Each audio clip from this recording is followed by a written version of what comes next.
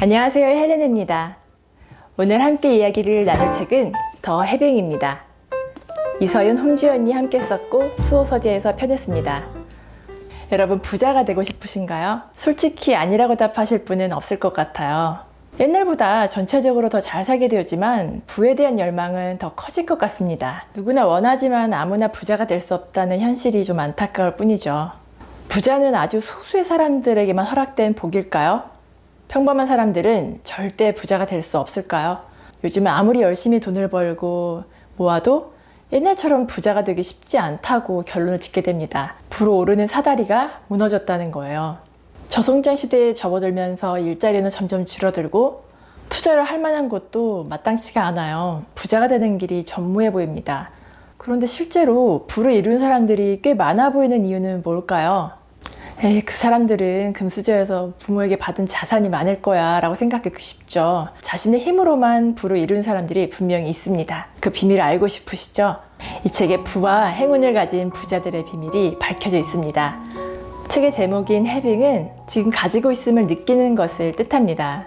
돈을 쓰는 이 순간 가지고 있음을 충만하게 느끼는 거죠. 돈이 남아있다고 느끼려면 쓰지 않아야 맞는 건데 오히려 돈을 쓰면서도 나에게 돈이 많이 남아있다고 느끼는 겁니다. 얼핏 들어보면 돈을 그냥 펑펑 쓰라는 말로 들리시죠? 그런 의미는 아니에요. 물건이든 돈이든 자신에게 충분히 있다는 생각을 하면서 기분 좋은 상태를 유지하라는 말이에요. 보통 우리가 소비를 할 때마다 나한테서 돈이 빠져나간다고 생각하기 쉽잖아요. 근데 그게 부정적 감정을 갖는 거래요. 해빙은 돈을 쓰더라도 내가 이만큼 지출할 수 있음에 불편한 감정이 없는 걸 뜻해요. 이때 있음의 감정을 가지면서 긍정적인 생각을 하게 됩니다. 이를테면 어떤 물건을 사면서 이번 달 카드값을 걱정한다든가 왠지 과소비하는 생각이 들어서 마음이 찝찝한 경우에는 해빙이 아니에요. 돈을 쓸 때 정당한 이유가 있고 돈이 사라지는 게 아니라 계속 내게 머무는 느낌이 들면서 기분이 좋은 게 해빙이에요. 해빙을 하면 왜 나는 돈이 없을까 라는 생각에서 나는 돈이 있다 의 마음 상태로 바뀝니다. 그렇게 하다 보면 결과적으로 정말 돈이 있는 사람으로 변하게 되는 거예요.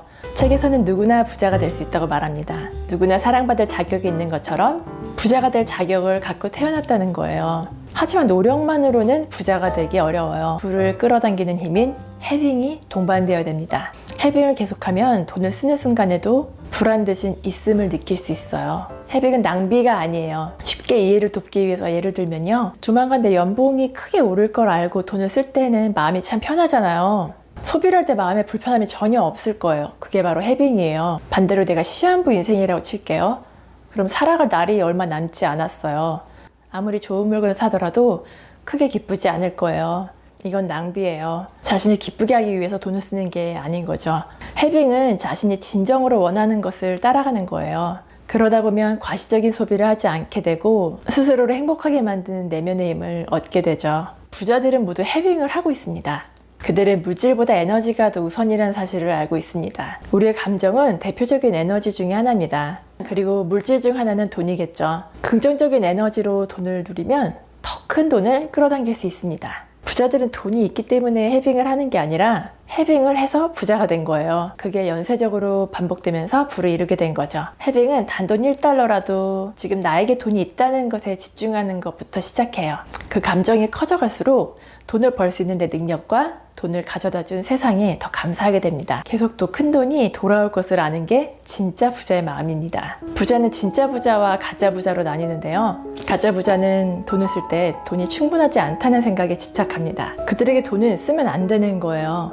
절약하지 않으면 돈이 언제 사라질지 모른다며 불안해합니다. 가짜 부자는 없음에 집중하기 때문에 결국에는 돈을 밀어내게 됩니다. 진짜 부자는 오늘을 살고 가짜 부자는 내일만 삽니다. 오늘을 희생해야 내일을 보장받을 수 있다고 생각하죠. 진짜 부자에게 돈은 오늘을 마음껏 누릴 수 있는 수단이자 하인이지만 가짜 부자에게 돈은 목표이자 주인입니다. 세상에는 부자는 아니더라도 부자보다 더 열심히 사는 분들이 많아요. 부자가 되는지는 노력과 정비례하지는 않죠. 진짜 부자들은 같은 노력을 해도 돈을 더 많이 끌어당기는 방법을 알아요. 경로는 다양한데 대부분의 돈은 다른 사람들과의 인연을 통해서 들어오게 됩니다. 그래서 좋은 인연을 알아보고 소중히 가꾸죠. 귀인이 직접 돈을 가져다 주는 게 아니더라도 부자가 되는 길로 이끌어주는 경우가 많아요. 귀인의 덕을 보려고 하지 않고 일단 내 것을 나누려고 하는 마음이 중요하겠죠. 해빙을 시작하면 돈을 대하는 감정이 달라집니다. 작은 돈을 쓰더라도 부자가 된 기분이 들고 좋은 인연에게 뭔가를 사주더라도 미래를 위한 투자라는 기분이 들죠. 내가 이미 부자라는 생각을 하다 보면 남들에게 보이기 위한 소비를 줄이게 됩니다. 그러니 불필요한 지출로 죄책감을 느낄 일도 줄어들겠죠. 이것만으로 부자가 될 수 있는 거냐고 물어보실 수 있는데 제 생각에는 해빙을 함으로써 손해를 볼 일은 없을 것 같아요. 설사 큰 부자가 되지 못하더라도 일생을 살면서 행복한 마음으로 지낼 수 있지 않을까요? 감정은 현실을 변화시키는 귀중한 에너지잖아요.